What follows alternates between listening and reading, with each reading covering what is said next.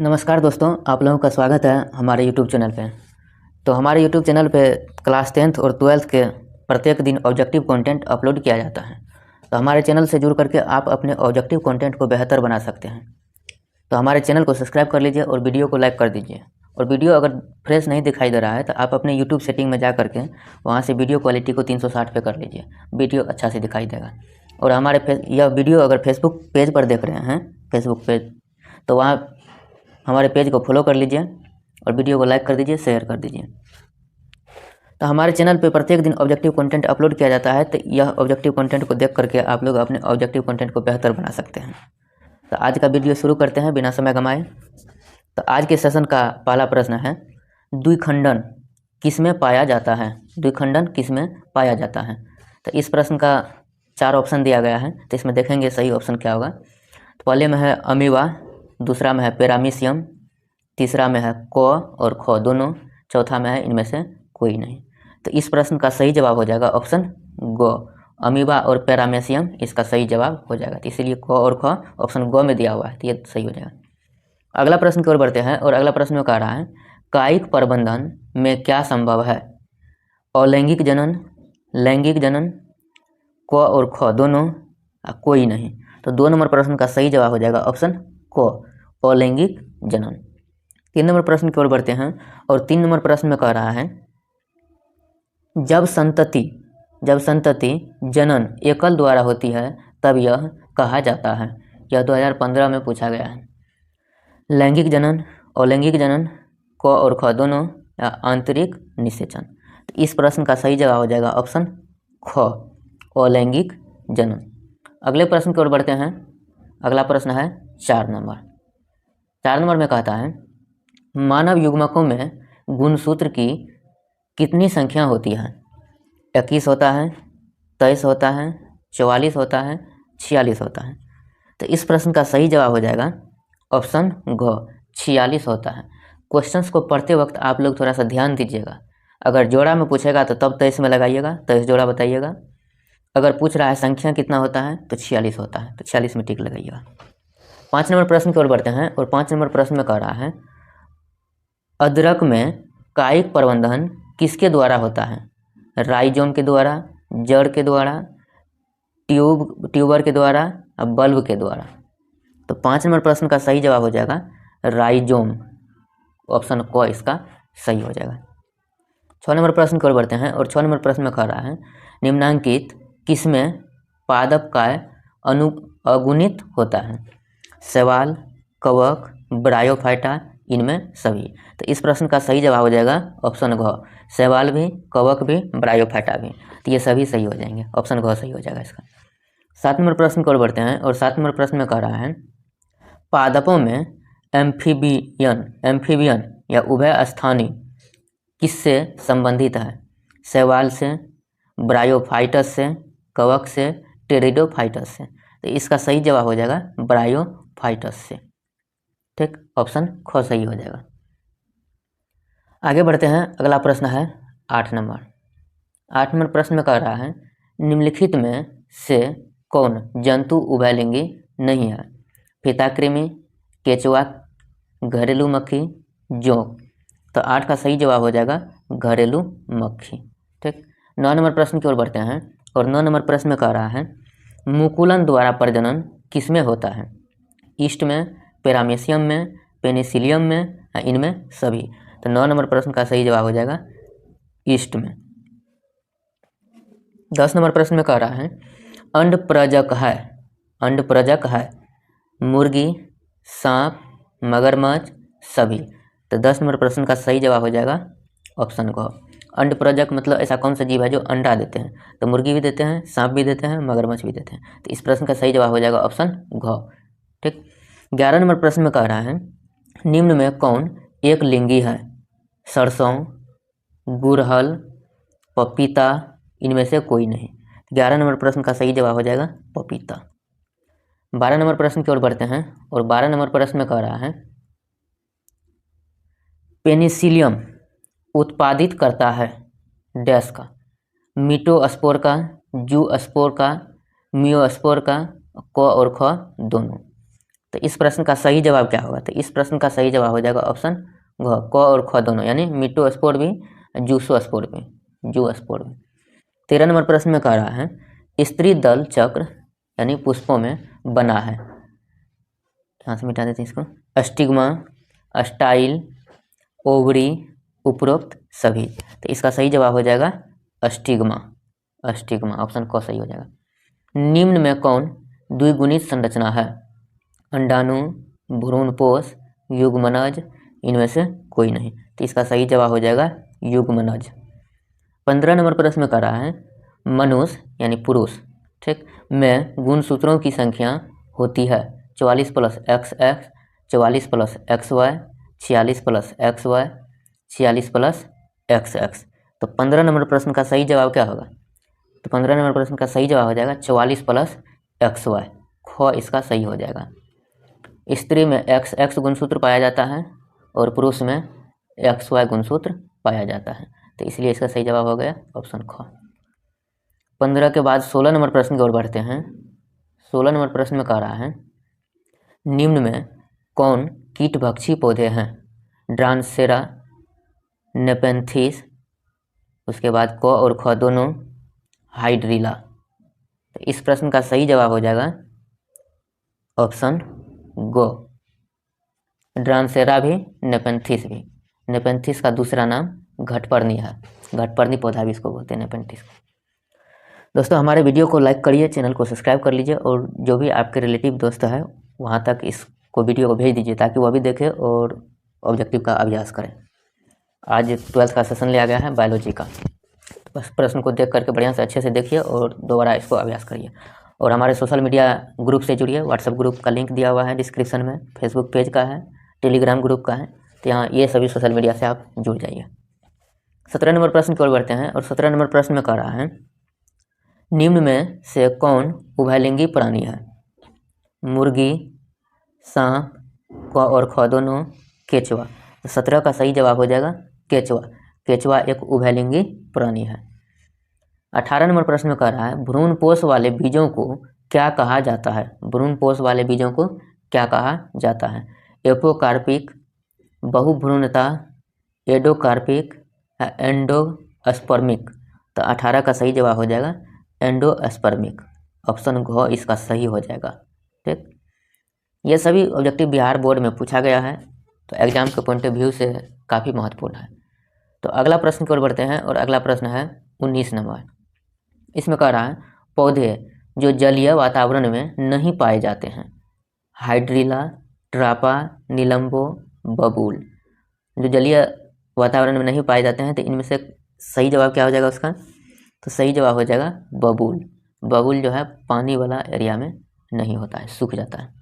20 number प्रश्न में कह रहा है युग्मक सामान्यतः किस प्रकार के होते हैं? युग्मक सामान्यतः किस प्रकार के होते हैं? हेप्लॉयड, एक गुणक, डिप्लॉयड, द्विगुणक, पॉलीप्लॉयड, बहुगुणक, नलिप्लॉयड, अगुणक। तो 20 का सही जवाब हो जाएगा हेप्लॉयड, ऑप्शन क इसका सही हो जाएगा। 21 नंबर प्रश्न की ओर बढ़ते हैं और इसमें कह रहा है निम्नांकित में से किस पौधे के प्रजातियों में बीज का उत्पादन असंग जनन द्वारा होता है? तो इसका 4 ऑप्शन दिया गया है, तो इसमें सही जवाब इसका हो जाएगा 21 नंबर प्रश्न का गो, साइटस एवं आम। ठीक, बाकी 4 ऑप्शन दिया गया है, सरसों है, एस्ट्रोसिया है या घास जिसको बोलते हैं, तो इसका सही जवाब गो हो जाएगा। 22 नंबर प्रश्न में कह रहा है निम्न में से कौन द्विगुणित संरचना है? अंडाणु, भ्रूणपोष, युग्मनज, इनमें सभी। तो 22 नंबर प्रश्न का सही जवाब हो जाएगा युग्मनज। अगला प्रश्न की ओर बढ़ते हैं और अगला प्रश्न है 23 नंबर। 23 नंबर में कह रहा है निम्न में से किसमें जल परागकण होता है? जल के द्वारा परागकण या निषेचन होता है। जलकुंभी में, कमल में, हाइड्रिला में, क और ख दोनों में। तो 23 नंबर प्रश्न का सही जवाब हो जाएगा हाइड्रिला, ऑप्शन ग इसका सही हो जाएगा। 24 नंबर प्रश्न की ओर बढ़ते हैं और 24 नंबर प्रश्न में कह रहा है द्विगुणित है डैश, द्विगुणित इनमें से कौन है? अंड है, पराग है, क और ख दोनों है, युग्मनज है। तो इसका सही जवाब हो जाएगा युग्मनज। 25 नंबर प्रश्न में कह रहा है वायु परागित पुष्प सामान्यतः होते हैं आकर्षक, छोटे, रंगहीन यानी कलरलेस, क और ख दोनों। तो 25 का सही जवाब हो जाएगा ऑप्शन घ, क और ख दोनों, आकर्षक भी छोटे भी। 26 नंबर प्रश्न की ओर बढ़ते हैं और इसमें कह रहा है निषेचन क्या है? अंड तथा नर न्यूक्लियस का संयोजन है, अंड तथा सेकेंडरी न्यूक्लियस का संयोजन है, अंडा तथा सिनर्जिड का संयोजन है, या इनमें सभी। तो इस 26 नंबर प्रश्न का सही जवाब हो जाएगा ऑप्शन घ, ये सभी है। अगला प्रश्न की ओर बढ़ते हैं और अगला प्रश्न है 27 नंबर। 27 नंबर में कह रहा है एनीमोफिली नामक परागकण किसके द्वारा होता है? चिड़िया, चमगादड़, घोंघा, हवा। तो 27 का सही जवाब हो जाएगा हवा के द्वारा होता है। मादा जंतु जिसमें मधुचक्र होता है यानी मासिक स्राव, तो बंदर, मनुष्य, गाय, क और ख दोनों। तो 28 नंबर प्रश्न का सही जवाब हो जाएगा घ, मादा जंतु जिसमें मधुचक्र होता है, गाय हो जाएगा। 29 नंबर प्रश्न में की ओर बढ़ते हैं और 29 नंबर प्रश्न में कह रहा है इमैक्सलेशन किससे संबंधित है? बड़े पैमाने पर चयन, क्लोनल चयन, संकरण या शुद्ध रेखा। तो 29 नंबर प्रश्न का सही जवाब हो जाएगा ऑप्शन ग, संकरण। दोस्तों थोड़ा सा हमको 28 नंबर प्रश्न में डाउट हो रहा है, तो इसको अभी स्टार में रहने दीजिए, अगले वीडियो में हम समझा देंगे। 30 नंबर प्रश्न में एक बार देख लेते हैं। 30 नंबर प्रश्न में कह रहा है जंतु जो शिशुओं को जन्म देते हैं कहलाते हैं, इसको हटा देते हैं, उभयचारी, जरायुज, त्रिस्तरीय, सिलोमेट। तो 30 नंबर प्रश्न का सही जवाब हो जाएगा जरायुज। अगला प्रश्न की ओर बढ़ते हैं। अगला प्रश्न है 31 नंबर। इसमें कह रहा है युग्मनज में क्रोमोसोम का सेट होता है 2n, n, 3n, 4n। तो इसका सही जवाब हो जाएगा 2n। जब संतति प्राणी का विकास युग्मनज से होता है, जब संतति प्राणी का विकास युग्मनज से होता है तब इसे क्या कहते हैं? बहुभ्रूणता, भ्रूणोद्भव, उसके बाद है अंड जनन, शुक्राणु जनन। तो 32 का सही जवाब हो जाएगा ऑप्शन ख, भ्रूणोद्भव, यह ख इसका सही हो जाएगा। तो वीडियो को शुरू से लास्ट तक देखिए, ऐसे नहीं कि आधा देख करके छोड़ करके चले जाइए। हर एक प्रकार का ऑब्जेक्टिव इसमें लिया गया है हर एक पार्ट से, तो आप लोग इसको सीखिए, फिर अगले पार्ट का ऑब्जेक्टिव बताया जाएगा। तो इसी तरह से हमारे चैनल पर जुड़ करके पूरा सभी 1000-2000 ऑब्जेक्टिव को आप लोग बना लीजिएगा, तो एग्जाम में किसी प्रकार का दिक्कत नहीं होगा। 33 नंबर प्रश्न में कह रहा है निम्न में से कौन मिथ्या फल है यानी असत फल है? मिथ में असत होता है। आम है, सेब है, नारियल है, भिंडी है। तो यह बहुत आसान प्रश्न है, तो इस प्रश्न का आप लोग जवाब दे दीजिए। इस प्रश्न का सही उत्तर हो जाएगा सेब। सेब को असत फल कहा जाता है। अब क्यों कहा जाता है इसका थ्योरी आप लोग को पढ़ना पड़ेगा, तो अभी ऑब्जेक्टिव में समझिए, उसके बाद बताया जाएगा। 34 नंबर प्रश्न में की ओर बढ़ते हैं। इसमें कह रहा है पुष्पों में दानव, पुमंग व जायंग उपस्थित होने पर कहलाते हैं। तो इस प्रश्न का 4 ऑप्शन दिया गया है: अपूर्ण, उत्कृष्ट, संपूर्ण, मोनोक्लोमाइडी। तो 34 नंबर प्रश्न का सही जवाब हो जाएगा ऑप्शन ग, संपूर्ण।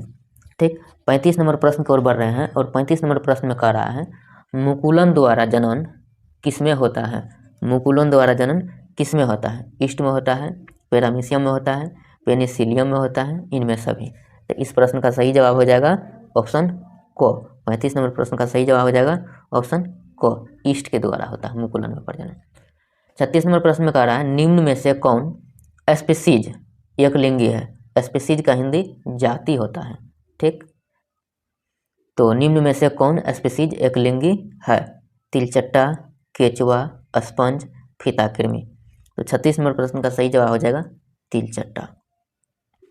उसके बाद 37 नंबर प्रश्न कह रहा है कि कोनिडिया किस जीव की अलैंगिक जनन संरचना है? शैवाल की, कवक की, ब्रायोफाइट की, प्रोटोजोआ की। तो इसका सही जवाब हो जाएगा कवक। ठीक, 38 नंबर प्रश्न की ओर बढ़ते हैं और 38 नंबर प्रश्न में कह रहा है निम्न में से कौन सी सही प्रजनन विधि है? ईस्ट में मुकुलन, स्पंजिला में विखंडीकरण, उसके बाद ऑप्शन है अमीबा में चलबीजाणु, हाइड्रा में द्विविखंडन। तो 38 नंबर प्रश्न का सही जवाब हो जाएगा ऑप्शन क, ईस्ट में मुकुलन। 39 नंबर प्रश्न में कह रहा है अलैंगिक जनन में कितने जीव भाग लेते हैं? 1, 2, 3, एक भी नहीं। तो इसका सही जवाब क्या हो जाएगा 39 का? 39 का सही जवाब हो जाएगा 1। अलैंगिक जनन में कितने जीव भाग लेते हैं?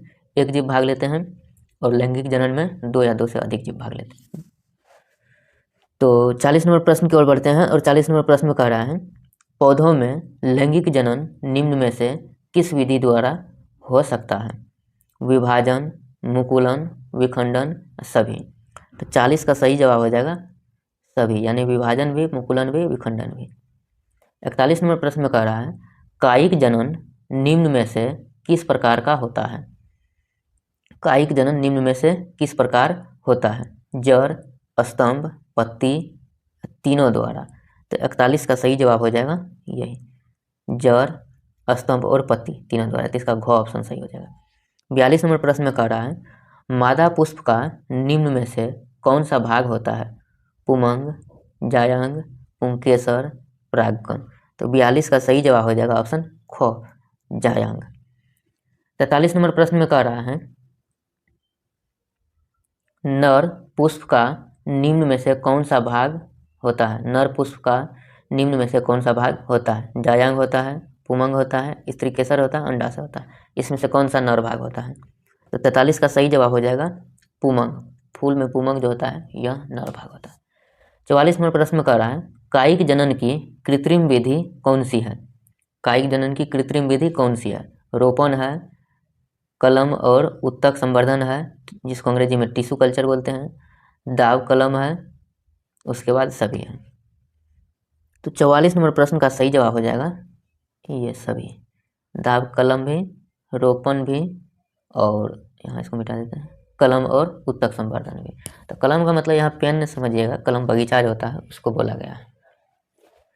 44 के बाद 45 नंबर प्रश्न की ओर बढ़ते हैं, और 45 नंबर प्रश्न में कह रहा है आलू में कायिक संचरण किसके द्वारा होता है? पत्तियों, स्तंभ, जड़, बीज। तो किसके द्वारा होता है? तो 45 का सही जवाब हो जाएगा स्तंभ के द्वारा। 45 का सही जवाब हो जाएगा स्तंभ। 46 में कह रहा है पराग थैले किनमें पाए जाते हैं? पुष्पासन में, परागकोश में, अंडाशय में, दलपुंज में। 46 नंबर प्रश्न का सही जवाब हो जाएगा ऑप्शन ख, परागकोश। 47 नंबर प्रश्न की ओर बढ़ते हैं, और इसमें कह रहा है एक ही फल के भीतर परागकोशों से परागकणों का वर्तिकाग्र में पहुंचाना क्या कहलाता है? स्वपरागकण, अंडोत्सर्ग, परागन या निषेचन, परपरागन या निषेचन। तो 47 नंबर प्रश्न का सही जवाब क्या होगा? स्वपरागन होगा। इसका अंग्रेजी होगा सेल्फ पोलिनेशन। अगला प्रश्न की ओर बढ़ते हैं, और अगला प्रश्न है 48 नंबर। इसमें कह रहा है मानव मादा में अंडों का निषेचन कहाँ होता है? योनि मार्ग में, अंडाशय में, फैलोपियन नलिका में, या गर्भाशय में। कहाँ होता है? तो इसका सही जवाब हो जाएगा फैलोपियन नलिका में, गो ऑप्शन सही हो जाएगा। 49 नंबर प्रश्न में कह रहा है अंडाशय से अंडा निकलने की प्रक्रिया को क्या कहते हैं? अंडोत्सर्ग कहते हैं, अंड जनन कहते हैं, रजोचक्र कहते हैं, शुक्राणु जनन कहते हैं। तो 49 का सही जवाब हो जाएगा यही ऑप्शन को, अंडोत्सर्ग। मानव नर में शुक्राणु भंडारण किस जनन अंग में होता है? एपिडीमिस में, सीसन में, शुक्रवाहिका में, वृषण में। कहाँ होता है शुक्राणु जमा? तो 50 का सही जवाब हो जाएगा यही वृषण। ठीक। 51 नंबर प्रश्न की ओर बढ़ते हैं, और 51 नंबर प्रश्न में कह रहा है वह प्रक्रिया जिसके द्वारा नर युग्मक एवं मादा युग्मक बनते हैं क्या कहलाते हैं? युग्मक जनन, निषेचन, भ्रूण जनन, आकार जनन। तो 51 नंबर प्रश्न का सही जवाब होगा युग्मक जनन। आगे बढ़ते हैं अगले प्रश्न की ओर। अगला प्रश्न हम लोग देखते हैं, इसको थोड़ा सा छोटा कर लेते हैं 52 नंबर से। तो वीडियो में लगातार बने रहिए आप लोग, और सभी वीडियो को देखिए। 52 नंबर प्रश्न में कह रहा है युग्मक जनन से आकार आकार, जनन तथा अंग जनन बनने तक सभी अवस्थाओं को सम्मिलित रूप से क्या कहते हैं? परिवर्धन, भ्रूण जनन, युग्मक जनन, वृद्धि। तो 52 नंबर प्रश्न का सही जवाब हो जाएगा ऑप्शन ख, भ्रूण जनन। 53 नंबर प्रश्न की ओर बढ़ते हैं और इसमें कह रहा है युग्मनज में बार बार समसूत्री विभाजन प्रक्रिया होने के परिणाम स्वरूप उसका बहुकोशिकीय रूप में परिवर्तन होना क्या कहलाता है? ब्लास्टुला कहलाता है, गैस्टुला कहलाता है, विदलन कहलाता है, निषेचन कहलाता है। तो यह कहलाता है विदलन। 54 नंबर प्रश्न में कह रहा है शुक्राणु तथा अंडाणु कोशिका का उनके केंद्रों सहित समेकन होकर युग्मनज बनने की प्रक्रिया क्या कहलाती है? तो इसमें 4 ऑप्शन दिया गया है। पहला ऑप्शन है वृद्धि, कोशिका गति, निषेचन, कोशिका विभेदन। 54 नंबर प्रश्न का सही जवाब हो जाएगा निषेचन। 55 नंबर प्रश्न की ओर बढ़ते हैं और 55 नंबर प्रश्न में कह रहा है 3 परत वाली संरचना जिसके अंदर एक नई गुहा आद्यंत्र बन गई होती है, इस अवस्था को क्या कहते हैं? ब्लास्टुला कहते हैं, गैस्टुला कहते हैं, विदलन कहते हैं, इनमें से कोई नहीं। तो 55 नंबर प्रश्न का सही जवाब हो जाएगा ऑप्शन ख, गैस्टुला। 56 नंबर प्रश्न में कह रहा है अंडे से सेल वयस्क तक बनने की संपूर्ण प्रक्रिया को क्या कहते हैं? वृद्धि, परिवर्धन, गर्भाधान और निषेचन। क्या कहते हैं? तो परिवर्धन कहते हैं। ऑप्शन ग सही हो जाएगा। आकार में होने वाले बाहरी परिवर्तनों को क्या कहते हैं? आकार जनन, युग्मक जनन, भ्रूण जनन या अंग जनन। तो इसका सही जवाब हो जाएगा ऑप्शन क, आकार जनन। 58 नंबर प्रश्न में कह रहा है मोरुलाकी कोशिकाएं इस प्रकार व्यवस्थित हो जाती है कि कोशिकाओं की एक परत ब्लास्टोसोल को घेर लेती है, इस अवस्था को क्या कहते हैं? तो इसका सही जवाब हो जाएगा 58 नंबर प्रश्न का सही जवाब हो जाएगा ब्लास्टुला। ऑप्शन को इसका सही हो जाएगा। 59 नंबर में कह रहा है वह जीव या पौधा जिसके शरीर में नर तथा मादा दोनों प्रकार के जनन पाए जाते हैं, क्या कहलाता है? स्पोर, संयुग्मनज, संयुग्मन, उभयलिंगी, द्विलिंगी। तो 59 नंबर प्रश्न का सही जवाब हो जाएगा ऑप्शन ग, उभयलिंगी। 60 नंबर प्रश्न की ओर बढ़ते हैं और 60 नंबर प्रश्न में कह रहा है वह प्रक्रिया जिसके अंतर्गत जीव समजात शिशुओं को जन्म देकर अपनी प्रजाति को निरंतर बनाए रखता है, क्या कहलाती है? जनन, अलैंगिक जनन, स्त्रीलैंगिक जनन, अलैंगिक जनन, युग्मक जनन। तो इसका सही जवाब हो जाएगा जनन। जनन करके कोई भी जीव अपनी जाति को बरकरार रखता है। किस प्रकार के जनन करने वाले प्राणियों में अधिक भिन्नताएं देखने को मिलती है? लैंगिक जनन में, अलैंगिक जनन में, युग्मक जनन में या कायिक जनन में? तो 61 नंबर प्रश्न का सही जवाब क्या होगा? लैंगिक जनन में। ठीक, लैंगिक जनन ऑलमोस्ट अधिक जीवों में होता है, सभी जीवों में। उसके बाद 62 नंबर प्रश्न की ओर बढ़ते हैं और 62 नंबर में कह रहा है अलैंगिक जनन में जीवधारियों की उत्पत्ति कितने जनकों के भाग लेने से होती है? 1, 2, 3, 4। तो 62 नंबर प्रश्न का सही जवाब हो जाएगा ऑप्शन क, 1। आज के सेशन का अंतिम प्रश्न है 63 नंबर। माता द्वारा दिए गए युग्मक और पिता द्वारा दिए गए युग्मकों के संलयन से क्या बनते हैं? यानी मेल और फीमेल गैमेट से क्या बनते हैं? युग्मक, युग्मनज, क्लोन, संतान। तो इसका सही जवाब हो जाएगा युग्मनज।